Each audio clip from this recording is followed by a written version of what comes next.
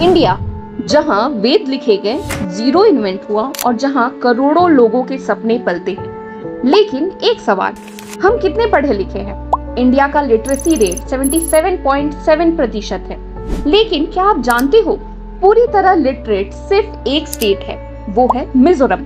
98.2% literacy rate के साथ India का पहला फुली लिटरेट स्टेट बन चुका है और यह सब पॉसिबल हो पाया है न्यू इंडिया लिटरेसी प्रोग्राम के द्वारा, जिसे हम उल्लास के नाम से भी जानते हैं। इस प्रोग्राम का गोल है हर अडल्ट को पढ़ने का मौका देना, टेक्नोलॉजी और वॉलंटियर्स के जरिए सिंपल और पावरफुल तरीके से।